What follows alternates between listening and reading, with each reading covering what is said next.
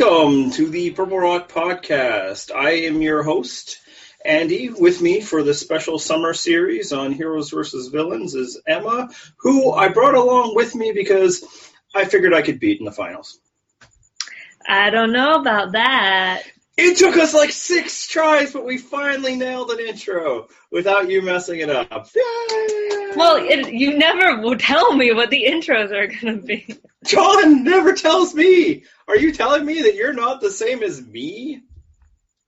No, well, not exactly. There are some arguments to be said there. And we had the intro, and now we've ruined it. I don't care. It's going down. Let's book it. That's like a record. So yeah, this is it. We're talking about the final. We're talking about the reunion. We're talking about the season as a whole. And I figured we can start from the beginning, which is, I don't know, what, a 30-minute introduction to the episode. But when I was watching the intro, it just really struck me. And it struck me rewatching it this time. It struck me when I rewatched it last summer for our 30 from 30 series. This is a heck of a Final Five, huh? Yeah. Yeah, very, very iconic, as the kids say. Yeah, I mean, they might not have all been players in this particular iteration, but, you know, you've got Colby Donaldson and Jerry, like two of the biggest names when Survivor really mattered. You've got Parvati, you know, huge winner from the last time they brought people back. Sandra, former winner, and then Russell Hantz, the biggest villain of all time. So it's like, wow. I mean, yeah, it's not even worth asking, is this the best Final Five ever? Because, well, yeah, obviously. Yeah. And part of it is it's hard to compete with, you know, only the second returnee season ever. And, you know, the first one everybody hates because, you know, I guess maybe because Jerry and Colby weren't in it. I don't know. But, wow, the people that were also Rans didn't just run, you know, let the people I wanted to watch win. Wah. Very inconsiderate of them. Yeah. So I don't know. That was just the first thing that struck me. And it's kind of similar to the intro of the season to bring this all full circle and how epic that was to begin with, too. So, this is just an epic season, man. So then we get back to camp. This is following them voting out Rupert and Sandra very iconically, to use your term, playing her idol. Your term, like you invented it, that's what I'm saying. Yeah, I invented the word iconic. Yeah, that was quite iconic of you. I'm a billionaire. And I think right there, and then other scenes throughout this finale, really kind of gives us everything you need to know about Russell Hantz. Obviously, we've had it through the season, you had it before, but he is such a baby about the fact that Sandra looked good and he didn't. Yeah, he was like asking him, did you know she had an idol? Like, who knew she had? It's like, Sandra doesn't really have an ally at this point. Who would she tell that she had an idol? Wouldn't have done her any good. Yeah, and then he's like, well, it was stupid to do anyway. Doesn't do any good, you get any credit. And Parvati, to her credit, it's like, you played an idol that was wasted. Yeah, and she at least did it on the last day it could be played, where it's like, no harm, no foul. It's basically just like, yeah, I had this. Like, yeah. I kind of feel like if you have the edit, you should just play it on the last day just to be like, yeah, I had it. Yeah, the only way you shouldn't is if you are otherwise immune. Otherwise, it's like, yeah, sure. You should let people know that you had it. And it would be the dumbest thing ever to, go out at that point. We'll speak more on dumbest things ever later. So that was kind of the first indication of it. And then other times in this finale, you see, just Russell Hantz, because he gets, I already called him the greatest villain ever, all this, the big bad Russell Hantz, but he's also like the biggest baby ever. So, we see it there. We see it during the Parade of Losers, which, it's always a fun moment during a rewatch where we're like, oh, God, they're doing this right. Where, like, he cannot say anything nice about anybody. Except Colby. Except for Colby, and that's actually, Why? Why Colby, though? I do wonder. Well, I actually have some thoughts on that one. You have thoughts? That's what I do. What I do here. I come here and I make my money by having thoughts. No money exchanges hands anywhere. It wouldn't count as Canadian anyway. Well, the nice thing is if you win a contest in Canada, you don't have to pay taxes on it. So that's nice. Yeah, but you don't even have Survivor, so it doesn't matter. No, and the additions of reality shows we have, I mean, I don't know because I've never watched any of them, but I'm pretty sure they're not paying out $1 million. It's probably just like Canadian Tire money and a gift card to Tim Hortons, but so yeah, there, and he's just like, it's like, just shows how like he just can't stand the 1 second being about somebody else. He just has to, they sucked anyway. Look where it got him. It's just like, they're not even here, man. Yeah. It's just like, but that does Russell. And then later when he can't find his hat and he's threatening to just not go to final tribal council, that was a nice moment.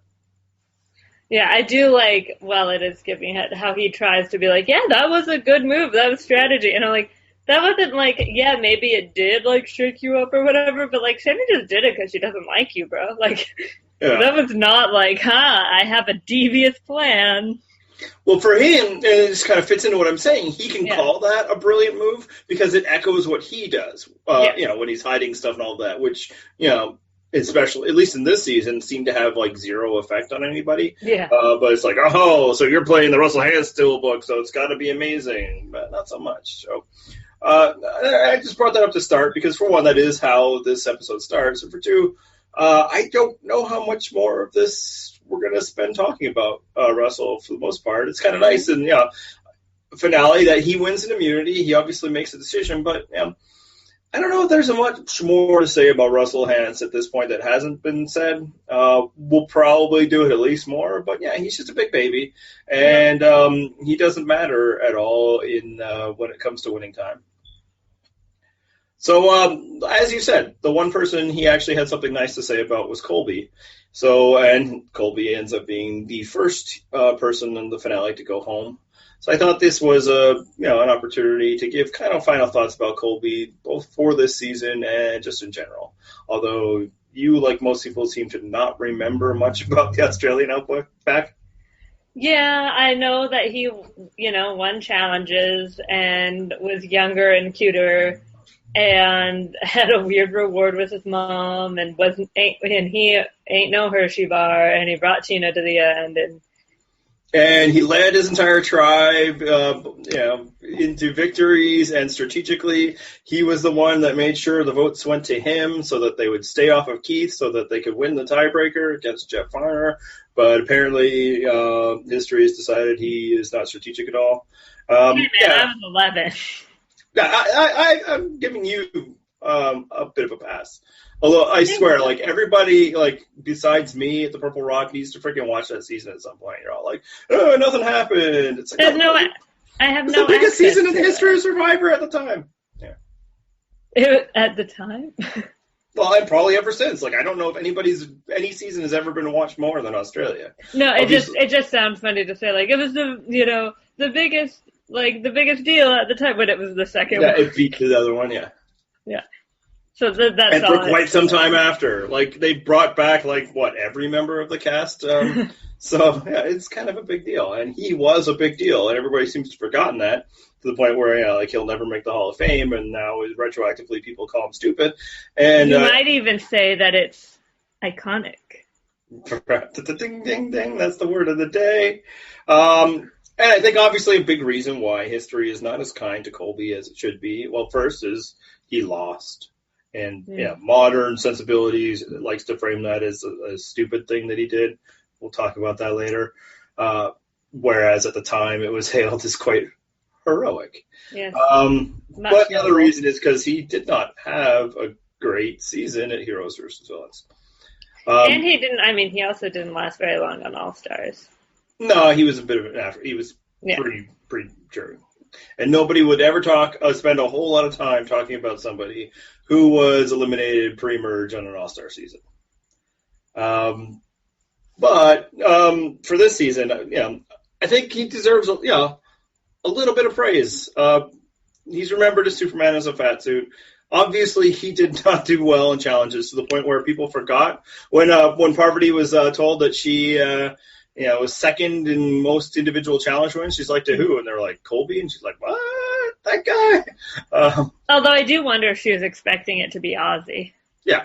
Just And 'cause I she, imagine it is now. like, the only season she's seen, as people joked. Although I did notice she recognized one of the challenges in this episode as being from China. So, for what it's worth. But yeah, and I mean, I think when you witness Ozzy dominate challenges, you just kind of assume no one's done that before. Yeah, but the reason why it's not Ozzy is, she made sure to eliminate him pretty quickly in his second turn. Right. And I think they had a late merge in order to fix it for the I-24. That's what we talk about now on the internet, right? No, like that.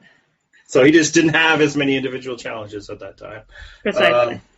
But yeah, I mean, Colby did not look good in that respect. There's many times when he seemed to be checked out strategically, but what I think he did well is he had a pretty good social game to the point where Russell Hantz will give him credit. Like, that's, I think, how well Colby was able to get people to like him. And, he's come out and said, and obviously this is the thing you say when you look this bad on TV, is that some of that was gameplay, that he wanted to take the target off himself. Now, to his credit, he said it like in his day after thought, so it isn't just something he came up with.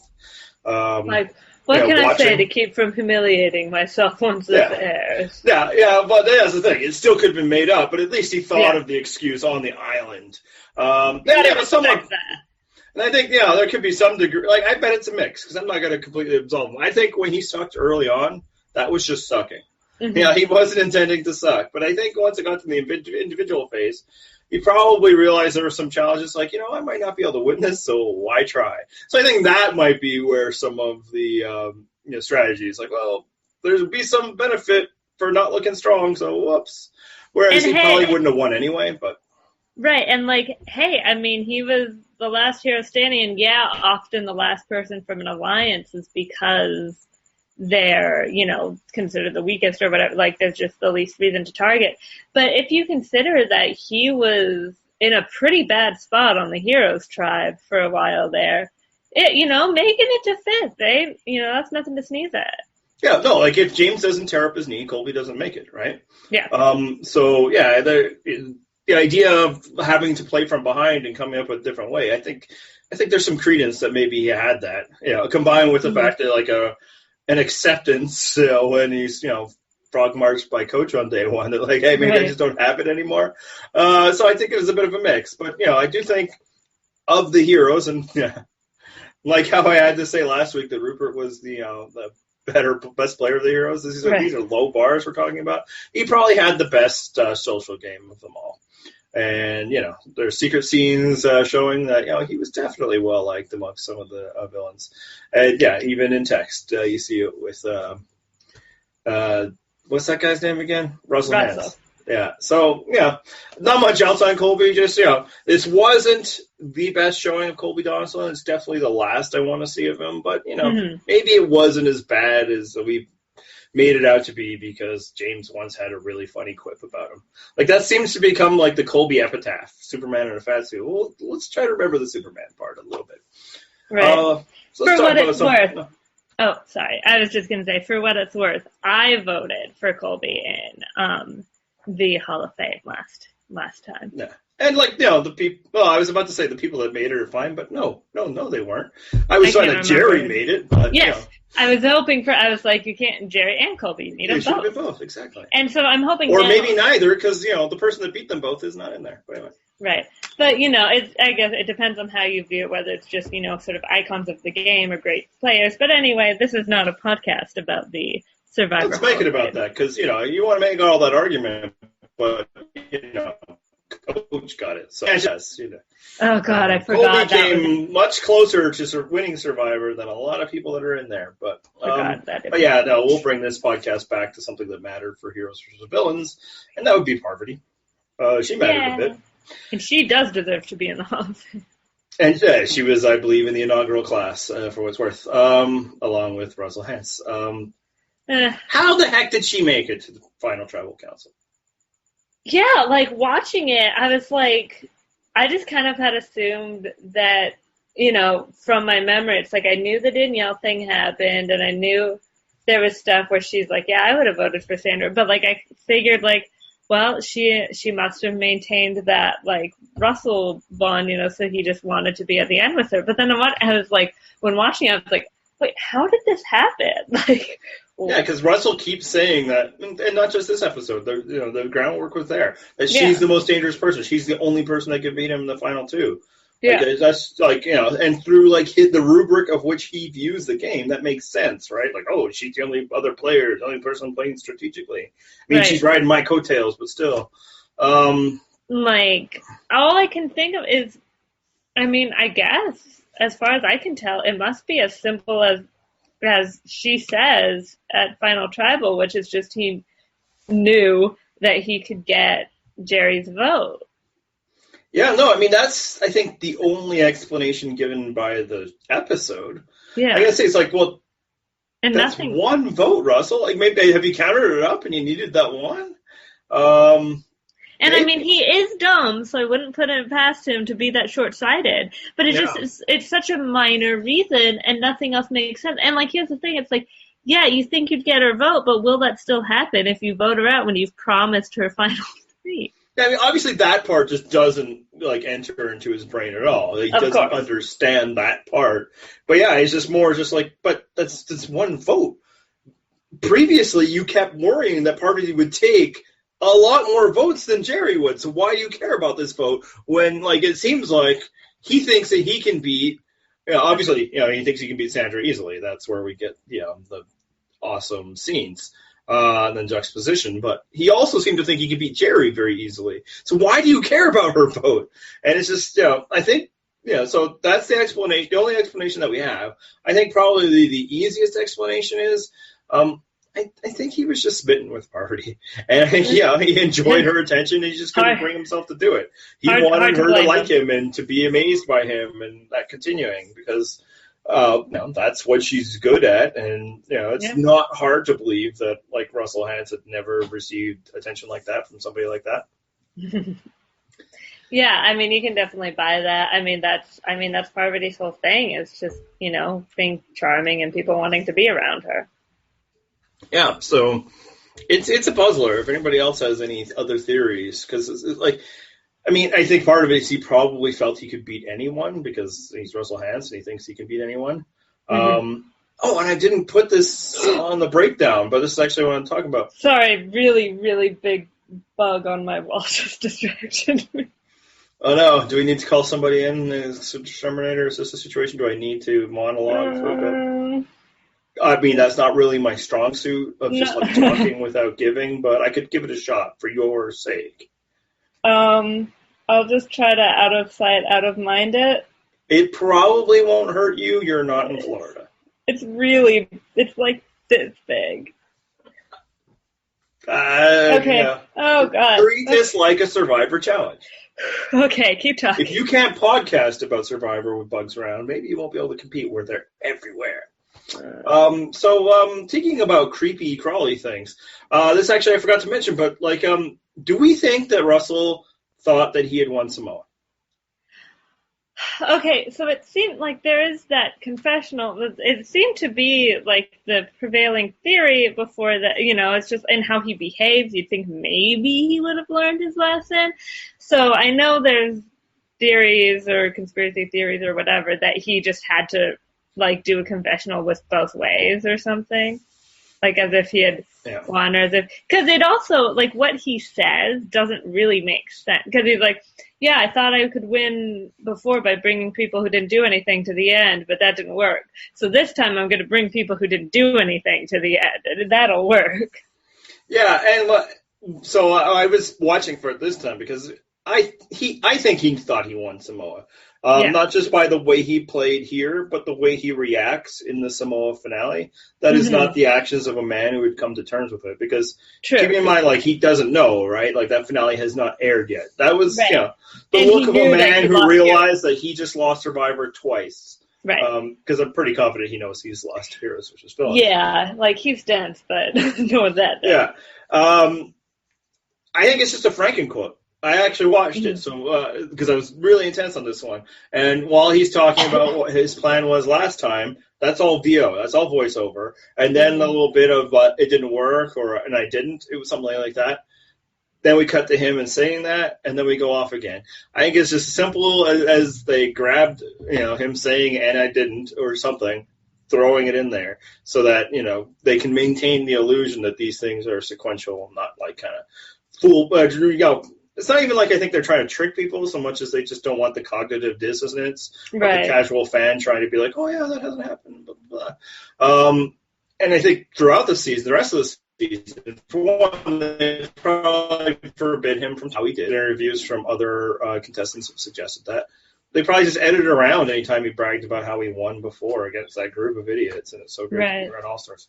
So, it's a shame though. Like, could you imagine if, like, how great it would be if, like, they let us know that he thought he won, and like all this time of him like bragging about it and talking about it and been like, yeah, so I won before, so I'm just gonna these people are a little bit, but like I'm just gonna do the same thing and like. Yeah, 3 winners going to the end, but I'll be the only 2-time winner. Yeah, no, that'd be like really satisfying for us, but again, with the cognitive dissonance. Yeah, most people just watched him lose, so they wouldn't work TV-wise, but it would be amazing for us. Yeah, I totally understand the decision, but like it makes you wish there was like a director's cut or something.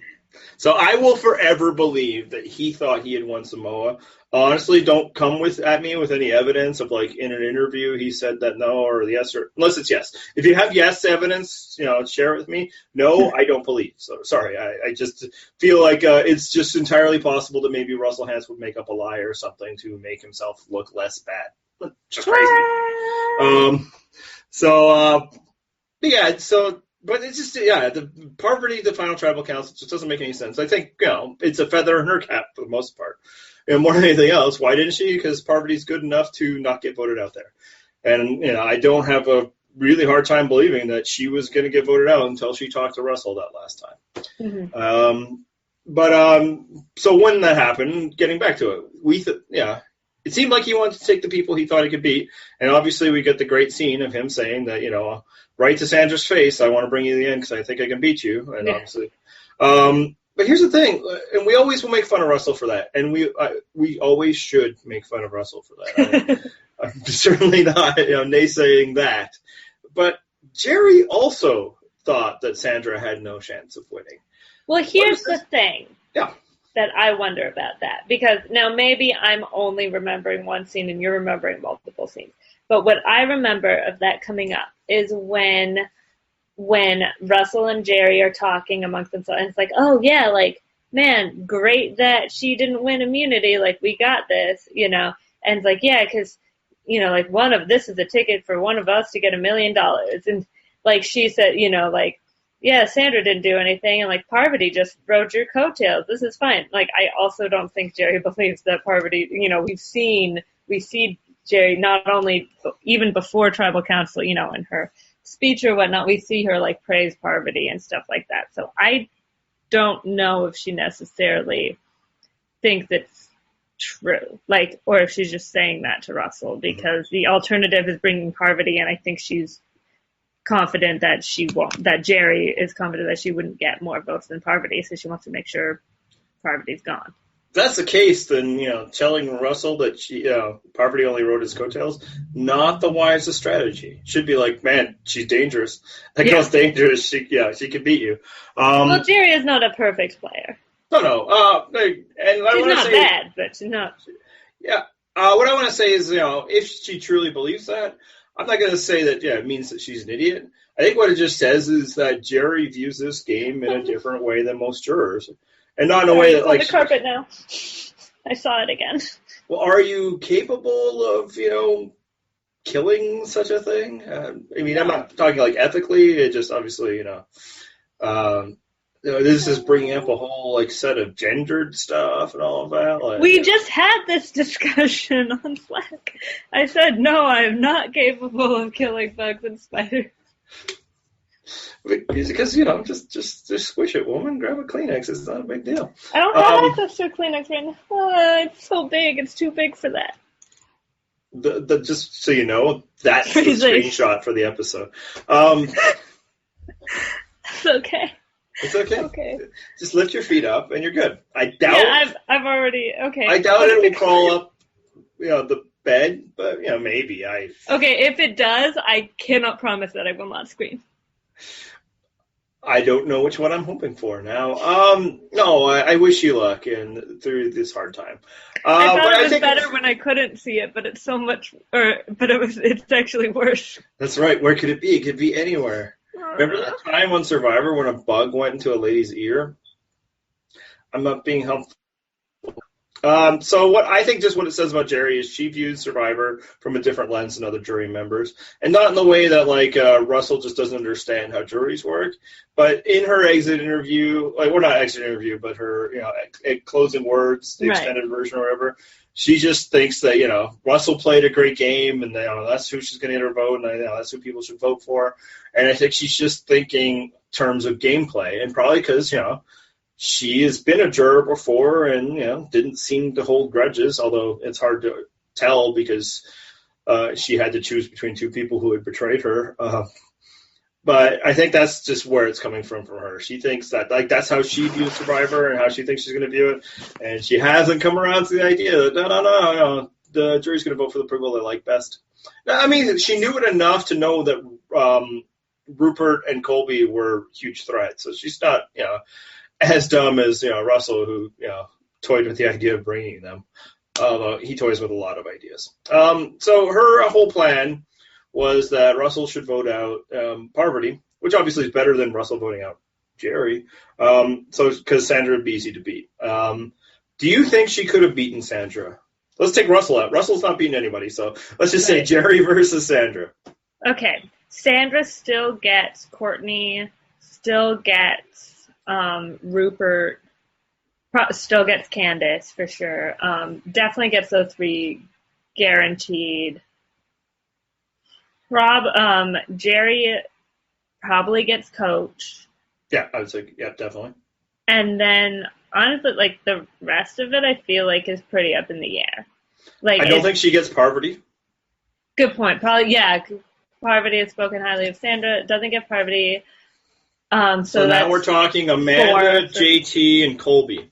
I could see Jerry getting Colby and Danielle. Yeah, I could see Jerry getting Colby. True, the history. I don't think she gets Danielle because she was the person who voted Danielle out. Exactly, I was going to say that as well. So Sandra now she needs JT, Amanda, or is it already over? Yeah, it's already over. There you go. If Danielle votes Sandra, yeah. So I don't think she wins there. So if Sandra gets her way and votes out Parvati, or no, if Russell gets, or I don't know, whatever. Could she have beaten Parvati? Yeah. Okay. If Parvati gets her way in it, but no, Parvati wanted Sandra. She wanted, right? Yeah, because okay, Parvati no longer gets Jerry. But I feel like Parvati might get Sandra. I don't know. What do you think? Or do you think I think absolutely she gets Sandra. Because when she's listing everyone she hates, now granted that was a while ago, I think it's notable she does not include Parvati when she's naming every villain that she hates. She leaves out Parvati and she leaves out Courtney. In the past couple episodes, we see them sitting around and laughing together. It's the only question is if she gets annoyed because she gets voted out and sees that as a part. But yeah, it would have been unanimous, and Jerry would have been there and stuff. And Jerry was more of the person responsible getting rid of Rob. Parvati was just trying to save herself. Right. Okay, so Sandra. So basically, Parvati, the Jerry vote is replaced by Sandra. Yep. In that case, so she still gets Coach. She still gets Danielle. In this, Colby still goes for Jerry. I think Jerry could get Colby's vote. Actually, she loses Coach's vote. She loses Coach's vote. Probably. Yeah, probably. We don't know for sure. Because maybe he was upset that Jerry ruined his relationship with Boston Rob or something. Honestly, the rest of it, it's really... I personally feel like it's really hard to say because I don't know that Sandra and Jerry are interchangeable, where it's just I didn't want to vote for Parvati or Russell, so that I voted for that person instead. I'm not sure that it's totally interchangeable. Yeah, I don't think you get that same with Jerry, vote. Right? I think Parvati gets Courtney. Danielle, Sandra. Yeah. She needs two more, right, to win? Yeah. I think. Does Amanda change her mind? Does Candace change her mind? Well, see, so I think she gets Rupert's vote. Rupert spoke very highly of Parvati. It's just that Parvati wasn't, Sandra, right? Yeah, true. Okay. So Now we just need one more from, Candice, Amanda, JT. Probably not JT if the letter thing, like, hurt his feelings, although maybe he did seem to be, like, he's just, like, make your bed, lie in it. Like, depends on how she handled that. Like, he had no reason to try to convince himself to vote for her. But So I think what hurts Jerry for both JT and Amanda is she basically had no time to form a relationship with either of them. Whereas, obviously Amanda and Parvati have a pre-existing relationship. Whether that helps or hurts, we don't know for sure. Yeah. Maybe that's why it makes the betrayal sting even more. But, now we're like one vote. I still think Parvati kind of wins. So, there's this idea that Jerry came this close to winning. And she certainly came close to having a shot to win. But I don't think actually she had really had a path. I think, maybe a shot. But I do think that, I think Parvati wins if Sandra isn't there. And I think Sandra beats any of them. So, good showing by Jerry. But let's talk about this. Actually, just to kind of talk about Jerry's whole run, I think her change from Australia through to Heroes versus Villains is probably the best long-term character development in the history of the show. Obviously, it's a low bar. Long-term character development is not what Survivor's about. And there's going to be minimal, like that is a small sample size. Yeah. But it's in Heroes in Australia, obviously she was the big villain, and now modern audience will be like, oh, it's so quaint that we used to call her a villain, but like it wasn't like invented by us. She was not well liked in Australia, not just by pearl clutching viewers. She was booed off the stage in All Stars. Yeah, that's the big one, and I think and that's why it's actually really nice to see how it happens in Heroes versus Villains. Yeah, and she gets all these cheers at the reunion, and I'm like, my heart swelled. It was beautiful. Yeah, no, she's not stomping off. She seemed to laugh a lot. She seemed to truly enjoy herself. So she was able to win. And I also don't think it was as close as she thought. Actually, I think her chance to win went out the door a bit when she voted out Danielle. But I think she comes away with, still a pretty big winner, life-wise. This is a much better way for her to come to terms with, her Survivor life, which is a big thing of her life because again I'll state it, Australia was a big effing deal. She was on cover of magazines and newspapers. I was gonna say she was one of the ones who did she do Playboy? Yes, she did. Yeah, so she was probably the first one to do Playboy. And cover spread type deal. Not just like one page like reality thrown in here. Although after the fact. We're also on the cover, right? Yes. Well, of course, they're the chocolate and peanut butter girls. They had to share it. Jerry shares with no one. Yeah. Although Heidi did parlay that Playboy cover shoot into quite the lucrative Are you suggesting a baseball player was more likely to find somebody through Playboy than reality television? He met her at like a signing for her. He was a minor leaguer. And he was she was giving autographs. That's sweet. It's sweet. All right. Way to, what an investment by Heidi's part. Way to get in early. That's right. He's like, oh, what's your stats? What are you batting? How many tools he got? He's a pitcher, so not the batting, but... Right. Well, he's a National League pitcher, so you keep telling me that it's worthwhile for them to be batting, because it's awesome seeing people that aren't good at something do it on a professional level. Hey, if you had Bumgarner on your team, you'd be into it, too. Sure, he would be one of the better hitters of my team, but one guy doesn't necessarily justify hey, let's intentionally walk this 280 or 228th spot hitter so that we can get the easy out at the pitcher spot. Let's make this guy who hasn't hit since high school go. I'm gonna say we're losing a lot of people right now. I don't care. You got Giants posters there. I've got my Ichiro shrine. This is what we're talking about. This is all Timmy. That makes me sad. He makes everyone sad. Talk about Superman in a fat suit. Well, he's still skinny. Yes. But, so was Colby Donaldson. Colby was actually... That's true. He was a really good... He was still looking tight. He looks good, but he's looking scrawnier. And it actually... Yeah, and he's... he lasted so long. Part of it, he lost so much of his body weight, and he did not have a lot to lose, which, goes to show...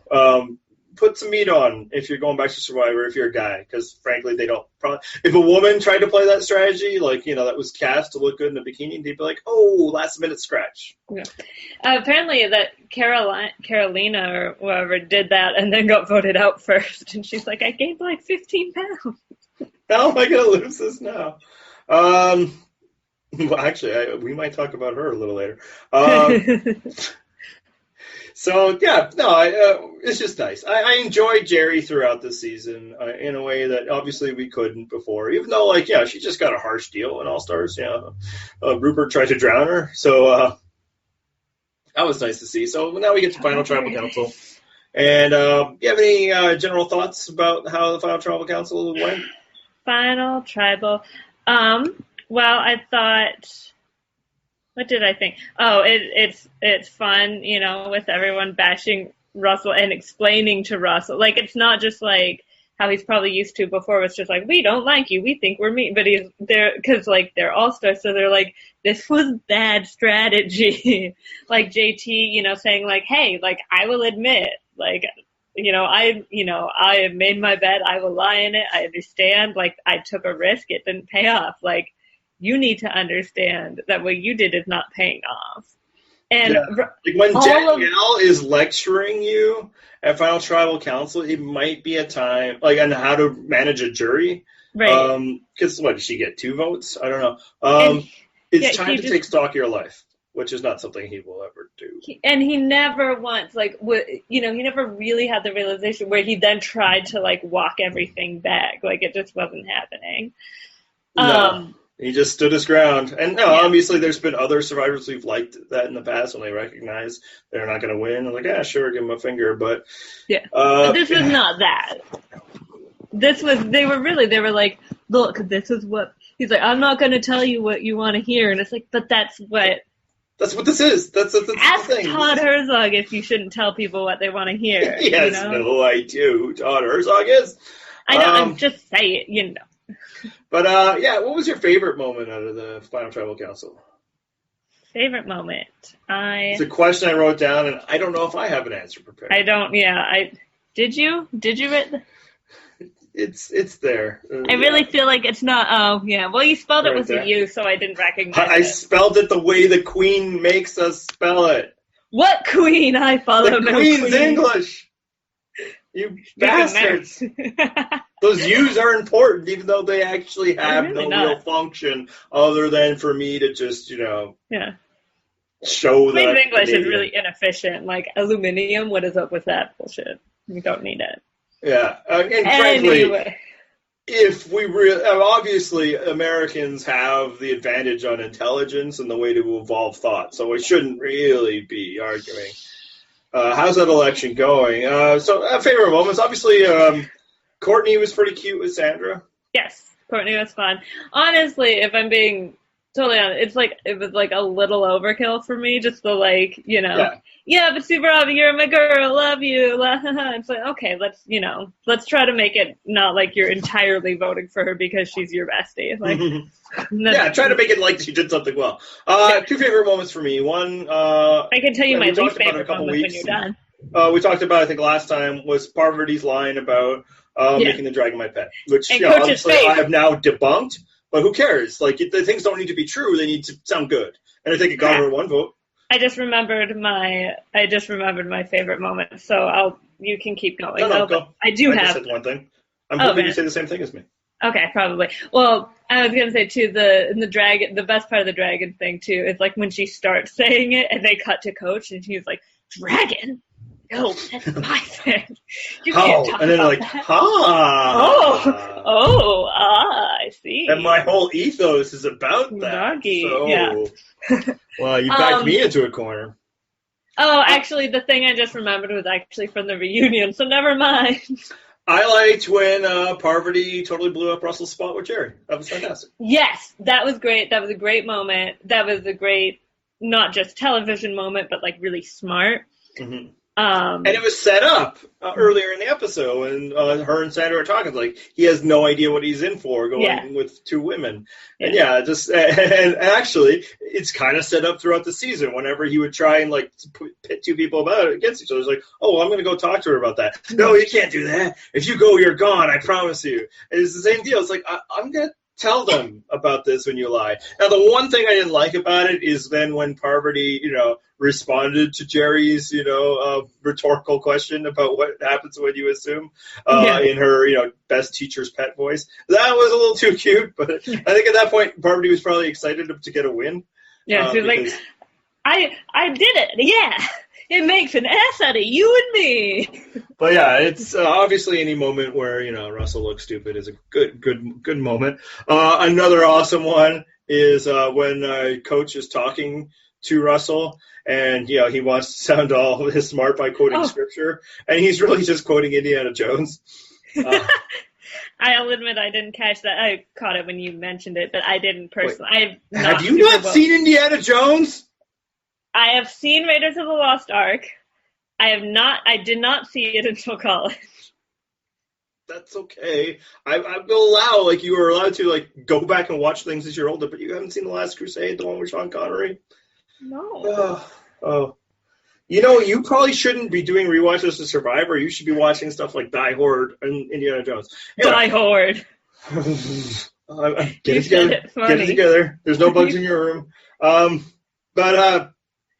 And then when Coach casts his vote for Parvati, and he's like, the Dragon Slayer's journey is finished, and then they put an eagle sting at the end. Actually, also on Coach, that he told Russell that he was a little man. Where have we heard that before? Because he heard that before, but also my favorite part is he's in stature and in character. Because he is a very short man, Russell. And that is true, but I was like, that's a little unnecessary, Coach. That's not what the problem with Russell is. I mean, it might be why he acts the way he is. It might be a Napoleon complex. Part of it. But, that was hilarious.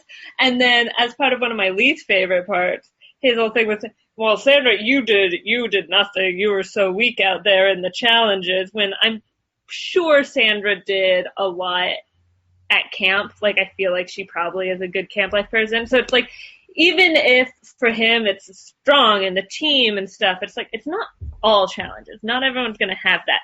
But more so than that was him saying that he assumed Parvati would be weak, but it turns out she's actually strong. And I'm trying to keep it clean for the podcast, but why did you assume that, Coach? Why did you think that she'd be weak? She is in good shape. You also clearly didn't want, she won a lot of challenges in Micronesia. Obviously she wasn't going to win a lot in Cook Islands because she's up against Aussie, but she performed respectably. And golly gee whiz, why might he assume that she was going to be bad in challenges? It's one thing to assume that Courtney's not going to be great at challenges. The girl is bones, but come on, What's weird is that, what Coach coaches, right? Right! Yes! Yeah! I hate him so much. I really so hate maybe him. That's it. It's only my, athletics female soccer players count. And if you don't live up to that standard, you are not worthy. So Danielle, I think, actually played some college soccer, so maybe he didn't. At the very least, she was definitely NCAA in something. So if it's just yes, college soccer, but yeah, she was a captain of sports. Yes. And as we learned from Terry, that Panama trip, most athletic ever, they had multiple NCAA people. That's right. So. Nothing about pumping himself up. Although, even though it is legit, at the same time, we haven't exactly gone through and checked the rest of the resumes. We're kind of just taking, sure, yours is the best. I don't know. I guess that is a lot of NCAA athletes. Although, I mean, God, ours played for Irvine. It's not but it was Div 1. Although I went through and I don't think he ever played a single NBA player. But I think he did probably coming up. My alma mater, is in the end, we are Division I, we are NCAA, but it's not You were in the tournament that one year. Yeah, once. Like, we have one sports story, and it's, like, tragic. It's a really tragic sports story. It's, like, terrible. LMU, for anyone who's listening, I don't care if you know. So, yeah, it's the people who like NCAA basketball. It's the Hank Gathers thing. But, yeah, like, people rushed the court because we beat Gonzaga in the regular season once. It was, like, a huge deal. It's like we had just won March Madness. So, yeah, we you are can off be... the rails here. Yes, you can be the moral of the story is you can be NCAA without being, like, world class. It's still impressive, but, like, it doesn't mean you're, like, amazing. But yes, so Emma has cracked the case that Coach might not exactly have the best view of gender relations. So do you think any of the finalists had, like, a stunning tribal council performance? Like, no. Yeah, no, agreed. Fine. Yeah. Obviously, Russell was a disaster. Yeah, Russell was terrible. Parvati was had fine. Sandra good did what she needed to do. Yeah, they were fine. Yeah, it's funny. Russell's like, "Oh, see, how did that strategy go?" But it's like you just don't get it. She's just reminding them all that, like, you hate Russell. Voting for me is the vote for. And it's like, yeah, it's like her point isn't that she failed. Her point is you guys effed up. Like, that's on you. But in a way, don't blame me. Yeah, but in a way that's not making them think like they're being, yelled at or like being disrespected or anything. It's more just sort of like, well, don't you feel a little silly now, guys, huh? Yeah. So I think actually in that respect, she had a great performance. Because, you would hope they would infer that, but that's not, you don't hope people come out of this inferring things. Her job was to remind them that, if you hated Russell, I am the perfect anti-Russell vote. This is the things I tried to do. I tried to be your friend, and you wouldn't let it happen. Mm-hmm. So if you want to vote for a friend, I'm the closest thing you got. So, yeah, actually, she probably did really well. In the whole maybe explaining herself way, not everything was great. And I think that's actually just true of Sandra always. She's not as great about explaining her actions. But one thing I really liked is at a point that she made is that she always covered herself going into Final Tribal Council. So even though she was trying to get rid of Russell, she didn't stick herself out there to be embarrassed when she knew it wasn't going well. She knew what was going to go down, and she wasn't going to stick her neck out. And I believe she said that at Final Tribal Council. She definitely says it in the episode. And I think that's just another notch in where it shows that Sandra is an incredibly strategic player, not just somebody who happens to be the ideal anti-vote. That helps too. Both times she's won, but that's the way a lot of great players have won, is being up against somebody that's not very good and reminding people of that fact.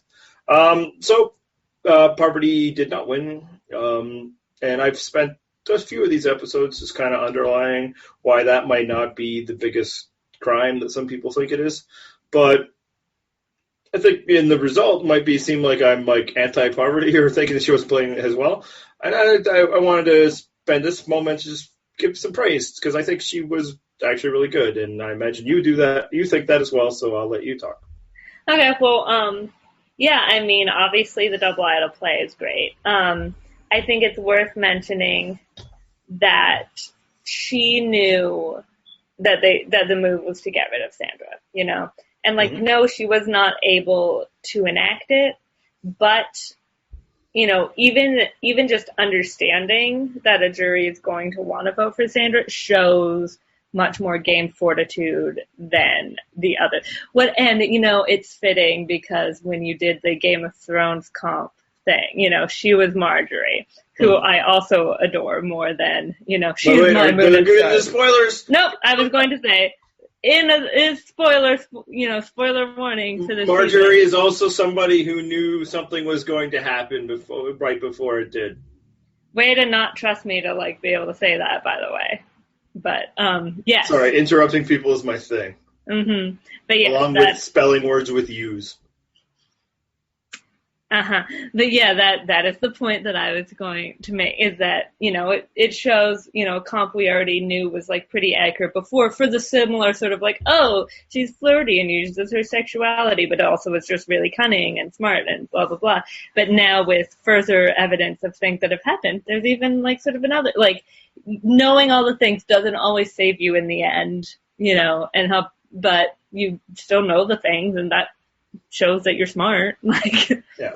So, like, through the season, I think what I was well, for one, it's because I was noticing these things for the first time on the rewatch. But I basically just want to underline, like, she wasn't robbed. There were flaws in her game, and if the jury decided that those flaws mattered more than, Sandra's flaws, then it makes their judgment fine. You get to pick what's important to you, but man, she should never have made it this far. We spent the time talking about how she shouldn't have made that vote, but she shouldn't have made it this far. And that is. She shouldn't have made it past, day 3, or not day 3 because they didn't lose, but like the first vote. Yeah, and we talked about it then that was a huge mistake. They should have voted her out instead of Randy. Obviously, that's this whole, hindsight there, but at the same time, they knew she was dangerous then, and through, obviously, some, luck, some work by Russell, but also a lot of work by herself, and frankly, that Russell is that willing to go out on a limb for her when, takes work. He shouldn't, is credit to her. I think she played a fantastic game. Sometimes that's not enough. Sometimes you lose. Yeah, I do think we as we as in Purple Rock, but we in the Survivor community as a whole do tend to like have this sort of assumption that if you lose in Final Tribal Council that you're like not good. And I think it's maybe because the tendency that people bring goats nowadays, but like there are good players. We saw it quite recently.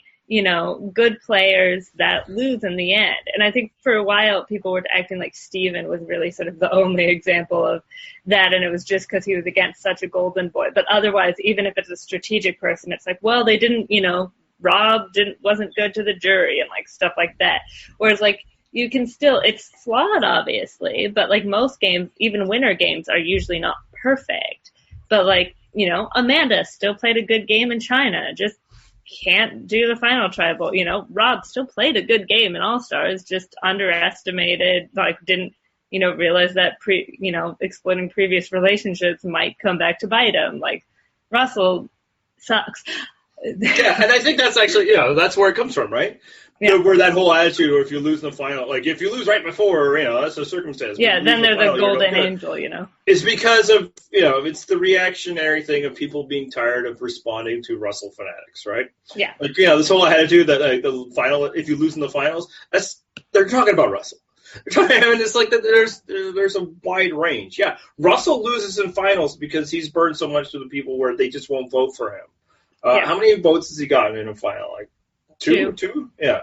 Shambo and somebody else. But it's more than that. There are degrees to this, and honestly, it's not even just votes. Sometimes you're just not as good as the person who won, or you don't have the connections to people who won, and that doesn't mean that you played a bad game. It just means you got beat, and that's what happened here. And Spencer didn't play a bad game in Cambodia. Tasha probably played a bad social game, but like Spencer didn't play a bad game. He had to come from behind a lot. He had to save himself a lot, but like. You can't, you're not going to beat Jeremy. And it's not because Val was pregnant. Like, it's because, everything else that he did. Like, yeah. And so, I have no problem at all thinking that Parvati played a really good game in Heroes vs. Villains. I just wanted to point out along the way there were some flaws, and that probably transitions to the next part. Is because, like, and honestly, in most part, this is preaching to the choir, although there are still some people in this site that maybe not there. Like, Sandra deserved this win. It wasn't just an anti-Russell vote. And if it was, then good for her for positioning herself as anti-Russell. And, if you want to point to maybe the biggest reason why Parvati didn't win is because she couldn't. Right.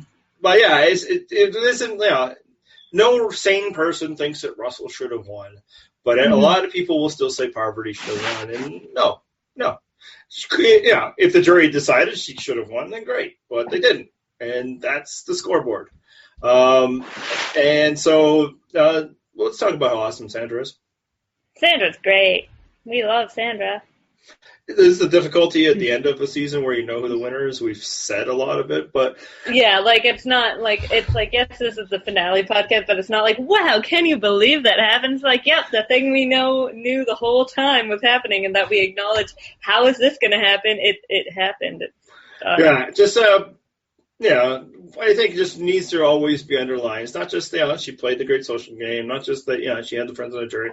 Sandra's just so crazy entertaining, and in a way that I think maybe gets underscored or missed. I think there's people that know that now, and I actually think she's started to get a little bit more attention to the point where like she's doing videos with Probst and Parvati, right.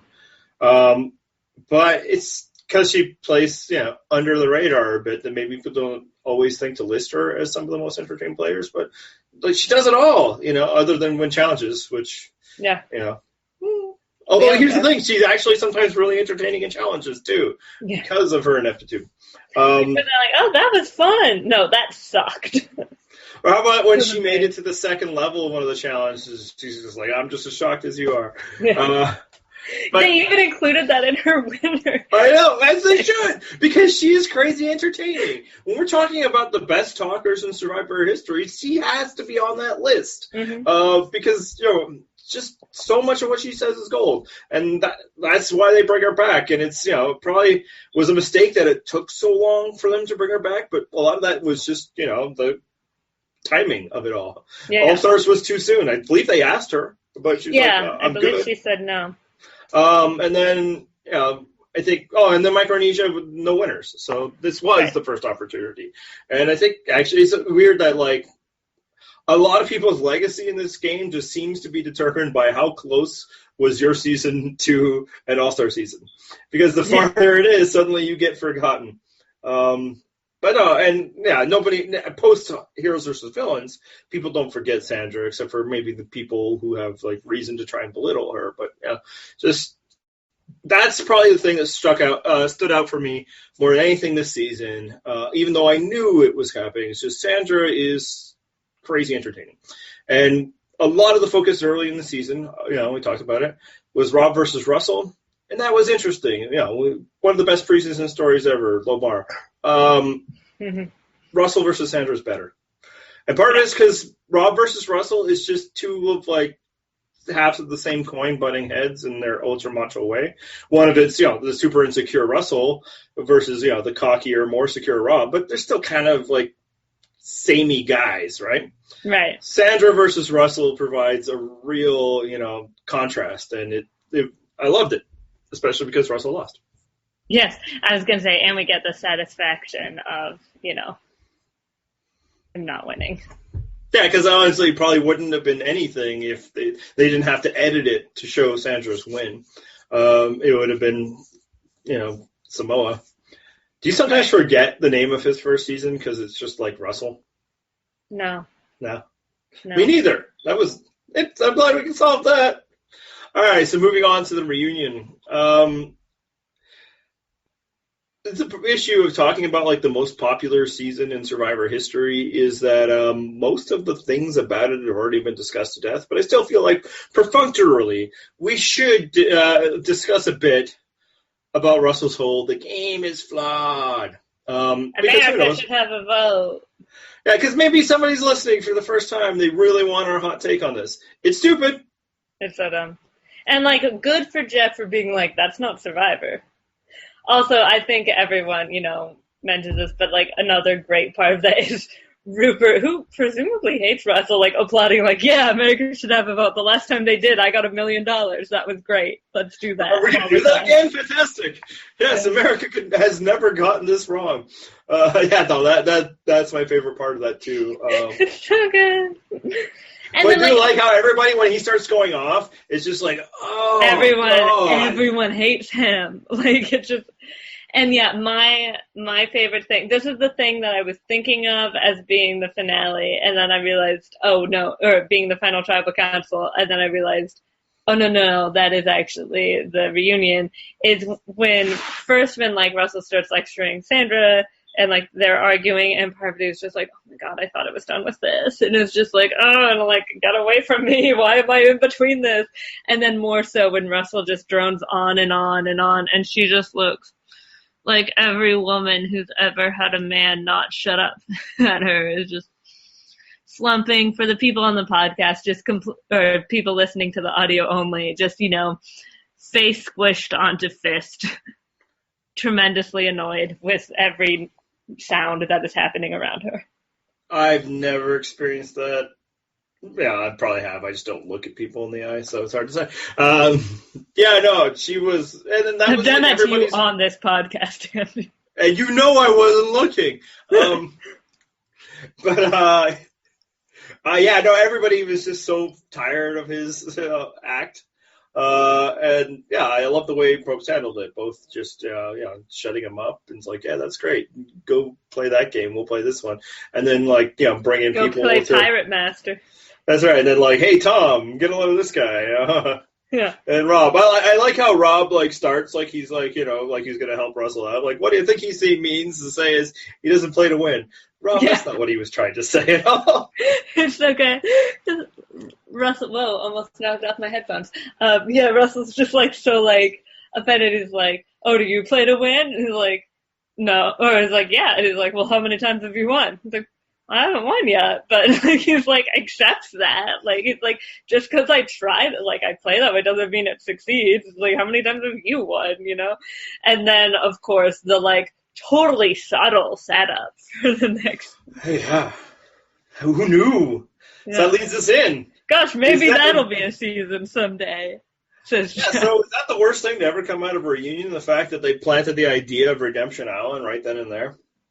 Well, pretty bad, but I feel like this is a setup for what we mentioned earlier and the ill-fated David Murphy proposal with the broken engagement to Carolina, whose last name I don't remember. Eastwood?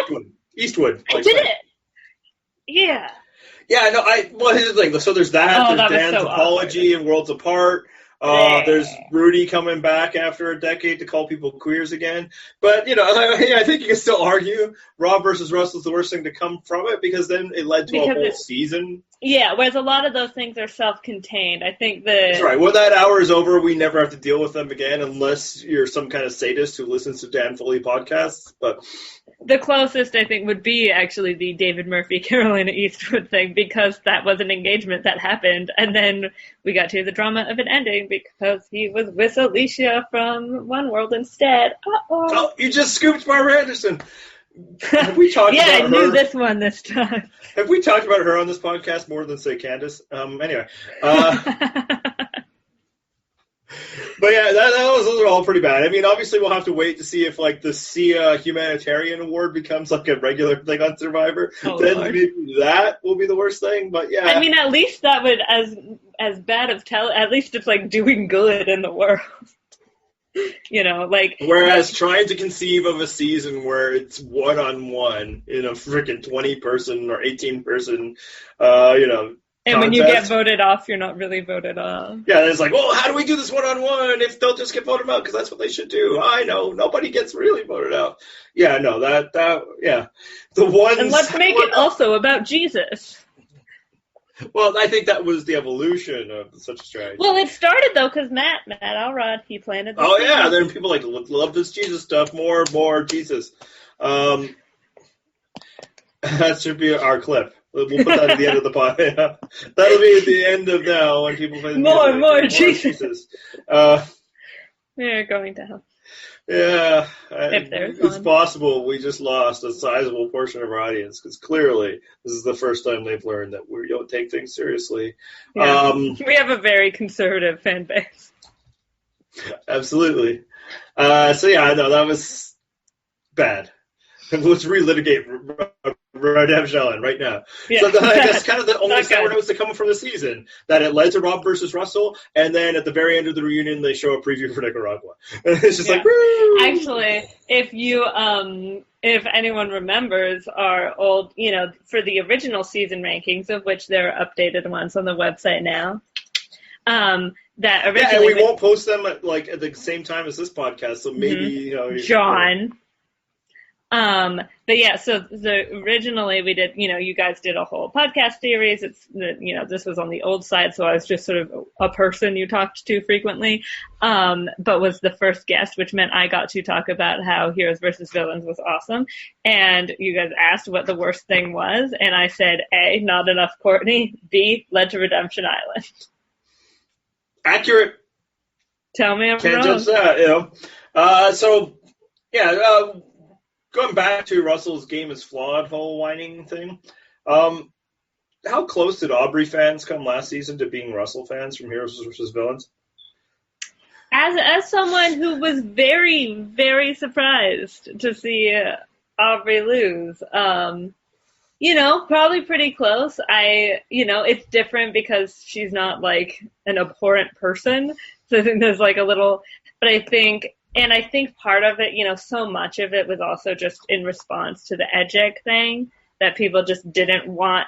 Like, it was like in a vacuum. I think without that, like, I could have accepted. I was even starting to see why Michelle was going to win. Like, before that, when we did our predictions, I just didn't want to predict it because you guys would have kicked me out. But, like, we just didn't want it to be true, not even because, like, she was a born winner, which, like, but, like, he just didn't want people who had been talking about it. We didn't want those people to be right. Yeah, because they had been talking about it when it didn't make sense and talking about it since episode 2. And it makes the show less fun to us, to people like, if it's more fun for them, more power to them.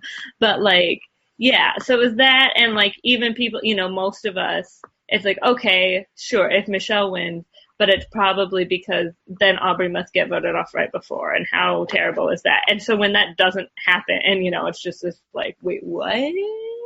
Yeah. I will say that Russell truthers out there and the way they reacted throughout the years probably helped. Probably helped us to be like, let's get back to the ledge here. Yeah. Because people were right around that edge. Maybe a few people went over of like, these juries are dumb and juries are terrible. And, this is an unjust verdict. And then it's like, oh, but wait, we don't want to be Russell stands. Yeah. What I do think, though, also contributed to it is having people like Jason and Scott on the jury, where people are like, yeah, they're dumb and they're bad people and they don't like smart women, and thinking stuff like that. So it's like, yeah, well, it is flawed if there's, those people who, and they just didn't see her gay or whatever. And so you start thinking that, whereas like the Samoa winners or the Samoa jury and weren't inherently like. No, I mean, when you have first class people like Laura Moret and Dave Fincher or John Fincher. Well, I'm not saying those are like. Survivor. But like that would be amazing. But all his subtweeting would just be about like the cinematography and stuff. He would actually. Is that how you frame an interview? He would not do well. He's not very well liked on set. But he would probably be a Russell. Yeah. Yeah, but that threw me out. You don't say that to a film student. But yeah, look, I'm not saying those are like great characters, but they're no, like Laura Moret may be, have very, very different viewpoints from me, but like, I don't know if I'd call her like a Jason or Scott.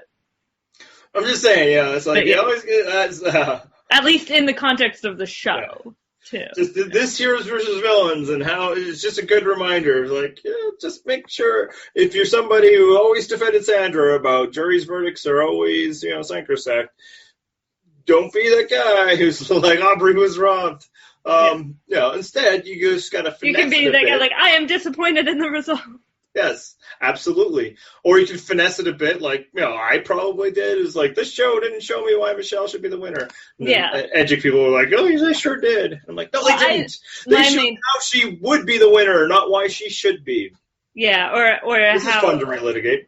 Yeah, right. Or also, one last, it was like, I think a lot of people, and I'll admit to being part of this too, it was more like I can get why Michelle won, I don't get why Aubrey lost. Like, I feel like that's what they didn't show, but... Just like they didn't show it with Parvati.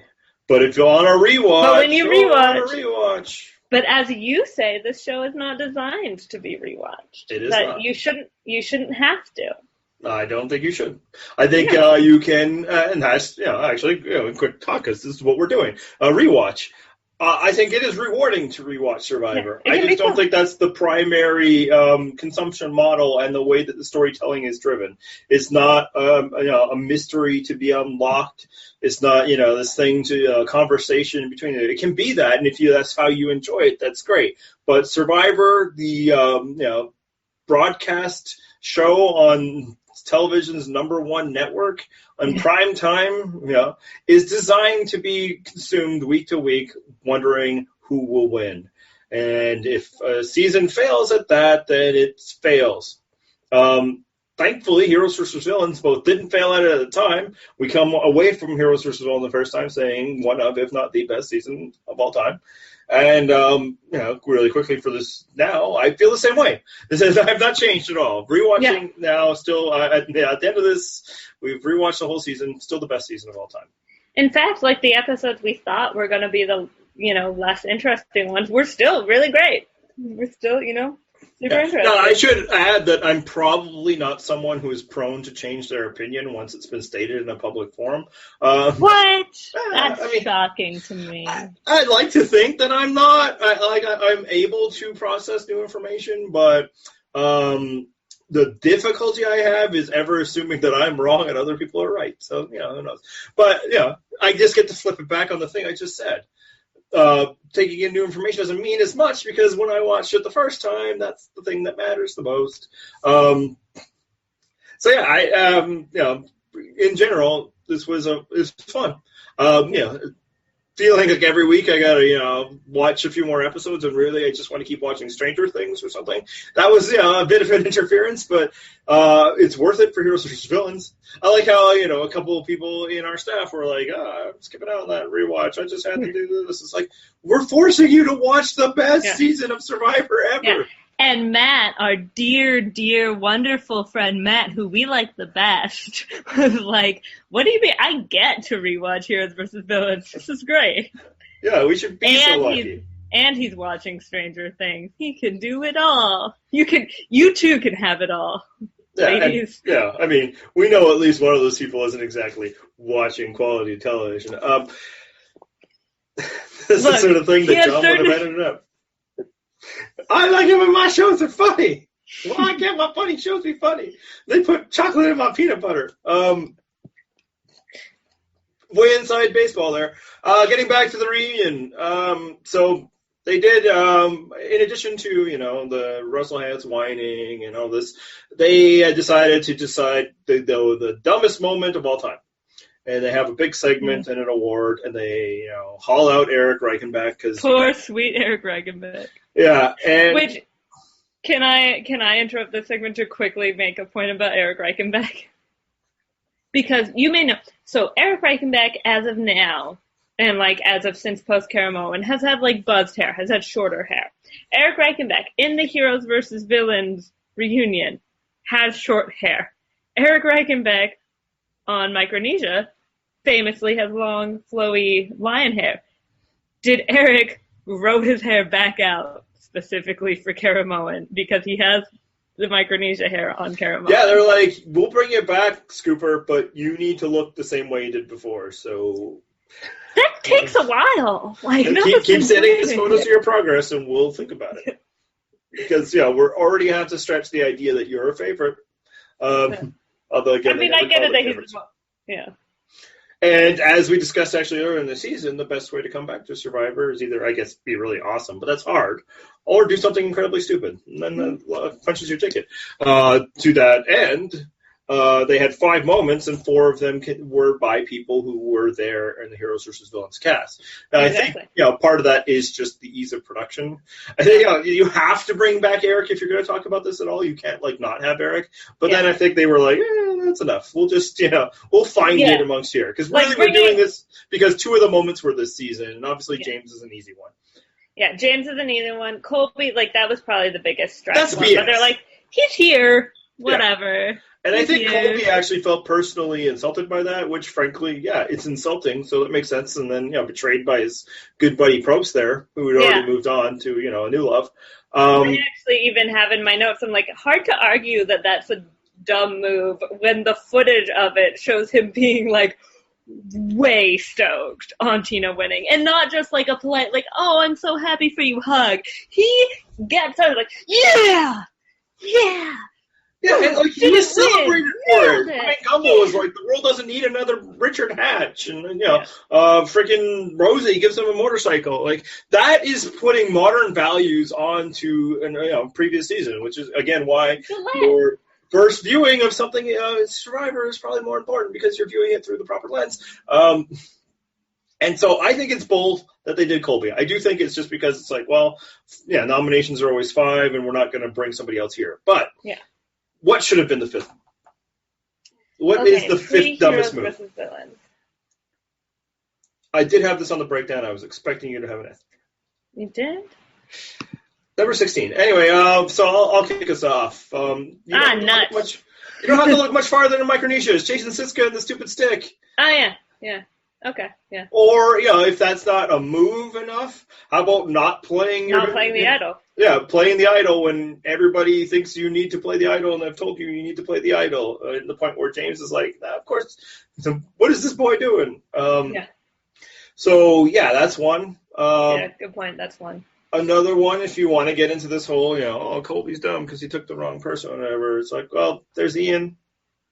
Yes. Yeah, there's Ian. I mean, that's hard for like the same thing as Colby. It's like people are putting different priorities than what these people had. Yeah, but like when they were doing the montage of stupid moments leading into next time on Survivor, leading into JT's big thing, like they threw the Ian one in there. So yeah, they could also do something that like I definitely didn't remember being a thing until Second Chances, but like.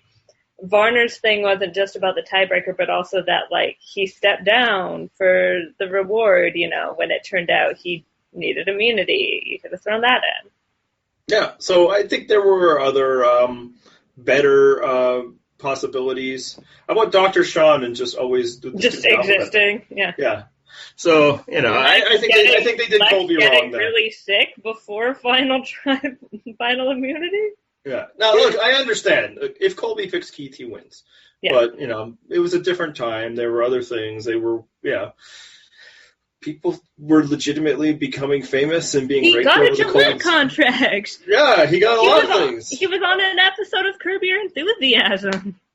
Yeah, like, there were post-career, things. And, like Richard Hatch had been, like, dragged over the coals for... leading up to that, they hadn't quite, society hadn't gotten around to, oh no, actually, this is a game and Hatch played it well, He was like the biggest villain in America. So, why he did it made sense. Now, obviously, why JT did it made some sense too, and we talked about it, and even Probst kind of went on it. Yeah, I was going to say, even Probst admits, like, hey, I can get where you're coming from there. But like, here's a tiki, because he gives them the award anyway. Yeah. Well, this one was decided by America, so. So here's something that I was actually really surprised. This is something you get in a rewatch. That was a really good reunion, and I didn't think such a thing existed. Yeah, it's pretty solid. Just as a format, it's not, ever going to be a great television show. Like, everybody always complains, worst reunion ever, and they're all the worst reunions ever. Yeah. Except when they, like, remember, like, the really worst one ever. Cara Moen. Yeah. And now, like, I guess Worlds Apart. Yeah, those are, like, there's, like, maybe a tier of, like, everything sucks, and then these ones really suck. These ones suck the most. But actually, I think this one pretty much did everything that a reunion needs to do. He remembered to talk to everybody. Yeah. He was like, oh, well, it's an all-star season, but that didn't happen in Cambodia.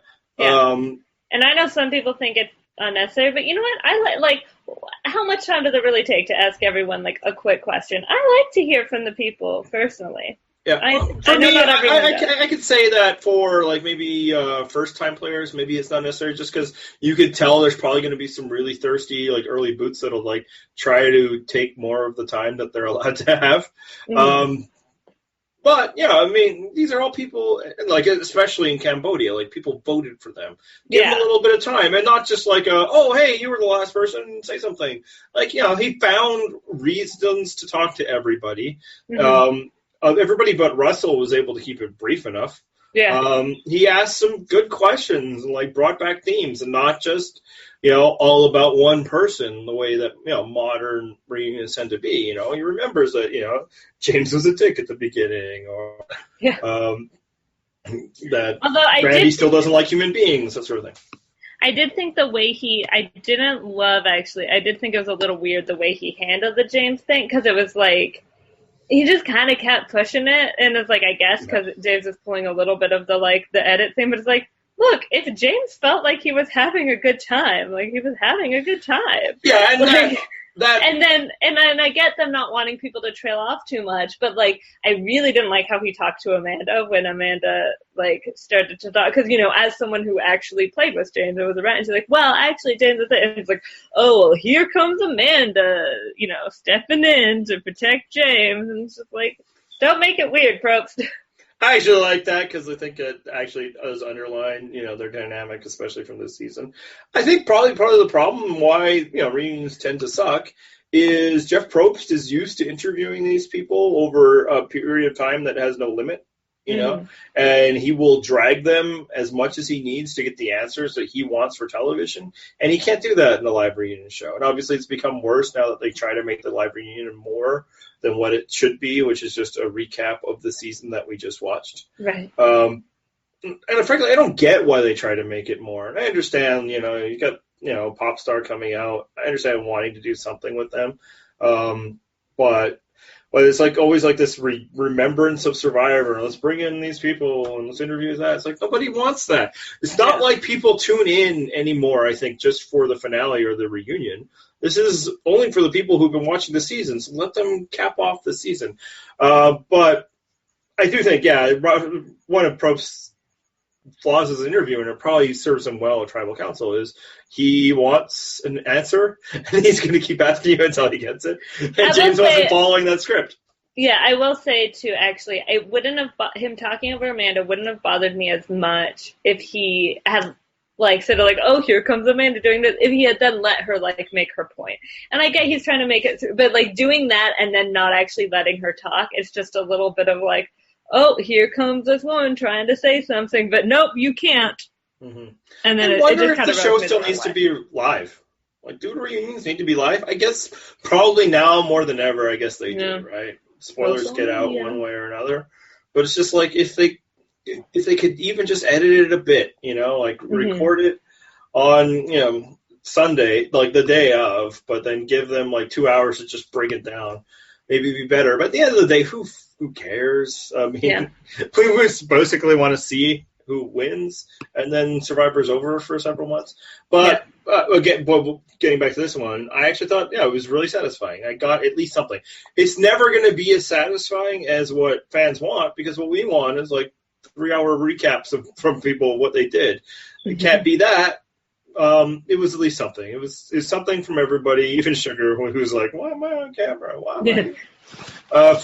This was very traumatic. I'd rather not talk about it. And then she looks good though. Oh yeah. The Stephanie thing was definitely the awkward.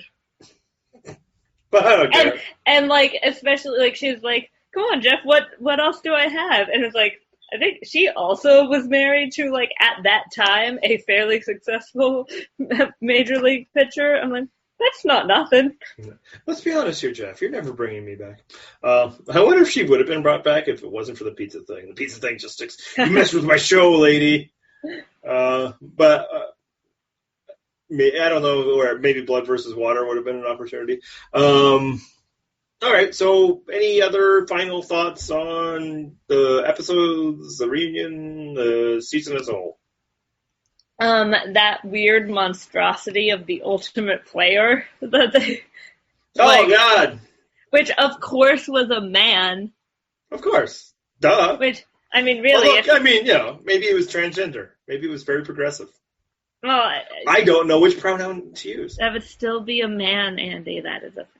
But, I was going to say, maybe they are supposed to be, agender because it's combined. Like, that's right. I mean, it but- had Sandra's left eyebrow or whatever. yeah, like, and Amber's what a monstrosity that would be. Yeah.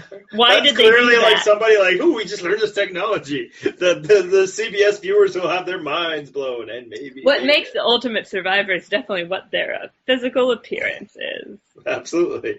It's, We should have a whole the tribe nose. based on it. Like I remember when she won that extra vote, it was because people were like, Amber, you have a nose for this game. So that was stupid. The fan vote going to Russell, of course, and of course Yeah, it's that's between right. Russell and Rupert. But And Russell, at of least course, they got it right, and it wasn't $1 million this time. And Russell, of course, thinks that's like super validating. That's right. See, I would have won. It's like, Oh. you would have won an edited presence. And here's the other thing, Russell. If the fan vote counted for something, they would edit it to make sure it always went the way they needed it to. Yeah. Also, actually, speaking of Russell, one thing too is when he's talking about how terrible Sandra is at the game, like physical game, like no, and it's like okay, we'll give you that, and like, and he, of course, to him that's not a strategic game, but like but when he says like, oh, like in a social game, no, she's too lippy and like she likes it, I'm like, that's not mutually exclusive. You can be sassy. And like people like will find it funny. This is like with Sandra. She actually does break some of the rules that people like always like. Don't do this to win. One being a liability in challenges doesn't matter. And the other is she talks so much trash. Not just teasing, playful, but like when the villains would beat the heroes for rewards, she would like rub it in to like old Rupert and stuff. He was trying to like shake her hand. He's like, but it doesn't matter. And that's the thing, like all the playbooks we often set for all of this because content and we love it. Be good, and that's what matters. And if that something works for you and a particular jury, then that's what works. And it works for Sandra because people like her. Yeah. And she's probably self-aware enough to know that for her, coming up, like being, lippy and being outspoken or whatever, like works fine. Like that people don't get upset with her about it. Like I know, like with certain people, I can get away with certain stuff, and then like we'll have some people think I'm being like really mean, and like I'm like, but that means I like you. If anybody saw the Slack chats. Oh, these are the worst people on earth. And No, we know Mark's the worst person. Well, we know. Maybe he'd be a sympathetic figure. Who knows? He'd be the Sandra. But yeah, and actually, as a credit to Sandra and her strategy and all this, and a contrast between her and Parvati, she's the person who always stood up to Russell, never backed down. So that works if everybody hates them. It's a good way of building a little allies. Sandra's great. Russell's an idiot. All right, so I think that's it for the season. So last thing I wanted to do was put it to the audience. I wanted ask them a few questions for feedback because this is the first time we've done podcasts about a season we'd already seen before. This is a rewatch. Was it worthwhile? Did you enjoy it? Did we do a good job? I guess is the way of asking. More just because, like, as I stated early on, what we do so much is speculative usually. We're usually trying to figure out what this will mean. Obviously, that couldn't have happened. So was it worthwhile? Is it something you'd like to see again? Not necessarily see, but that brings the other part. We did this as a video thing to make it easier because now I just post it. So there's no editing, as Emma's potty mouth has shown. Or interruptions by my children, or just child, I guess. The other one stays. Or bugs. He's a good boy. Was that okay? No, I think for the main podcast, we will try to maintain the audio quality standards that we've set, except when I screw it up sometimes. But it was an acceptable trade-off. Lower quality in exchange for actually getting podcasts in the summer. So just that sort of thing. Let us know if you have any feedback. Do you have any questions you'd like to pose to the audience, Emily? Emma? Where did the bug go? I don't know where it is. If you guys out there know, please let us know. Someone save me. It probably died of old age. Also, I mean, I was going to make a joke and be like, I'm sorry if my profanity offended you, but you already mentioned that. I guess the question you could be like, am I better at podcasting than they are? So, do you like me the best? I know my audio quality isn't as good, but hey, I don't do this full time. I'm not about to buy a microphone. Yeah, you don't make the Sorry. big podcast bucks like we do. Yeah, if anyone wants to buy me a microphone. Whereas John and I actually both had podcasts or microphones before we had the podcast. Why? Well, for the podcast, we were like, if we're going to do a podcast, we need microphones. That's adorable. Yeah. What's silly, the most silly about it is we thought we were doing one podcast. Actually, I think I borrowed one from work, but John actually ran out and bought one. Borrowed? What can you say? He's a nerd. All right. So, So, again, just let us know if this was a fun thing for you, if we should do it again. It won't be Heroes versus Villains, obviously. That would be silly. Yeah, we'll get 2 more people to Purple Rock. Yeah, I'd bow out. All the same things, like, Sandra's great, Russell Steven, Heroes vs. Villains is great. Do not recommend that we watch Nicaragua. It's not going to happen, people. Not going to happen. No. Stop trying to make Nicaragua happen. Yeah. You think it would be fun, and then you'd realize a few episodes in, oh, crap, we're watching Nicaragua. This is it for this podcast, and or for the summer series, Heroes vs. Villains. We're not canceling the podcast, as far as I know. Which means it also is it for any content we have planned between now and near the beginning of next season. But you can still follow along on our website at purplerockpodcast.com. Maybe we'll post some stuff. I don't know. And if we do, we'll probably tweet about it. And where would you tweet about that? This site, Purple Rock Pod. I'm Purple Rock Andy.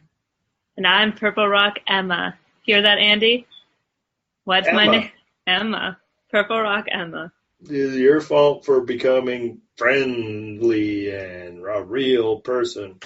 Is confusion in my brain of what your real and fake names are. If you have we need longer the 4 letters to fit on Twitter. If you have longer feedback that wouldn't fit on a tweet, or you don't want to leave in a comment, I don't know why, leave it in a comment. Our commenters are great. Comments are the best part of the whole thing. Maybe they're ashamed of their opinion. Maybe they want to slag us and they don't want people coming at them because our people will protect us. If you do, that's awesome. We love it when people say mean things about us because we laugh and think, oh, this person is clearly an idiot because nobody could think bad things about us. PurpleRockPodcast@gmail.com. If you'd like to support us, you go to Purple Rock Podcast /Amazon, and that can help pay for all these fancy microphones that we have or don't have. It really just pays the web fee. Yep. Turns out when you accidentally push out like dozens of old archived podcasts at people, that's a lot of bandwidth. So Oh no. that was a little expensive. So, if you guys are buying stuff on Amazon, like, I don't know, Nicaragua seasons or whatever, help us out. We could use the pennies. All right. I think that's good. Yeah. Theme music for people listening on the podcast.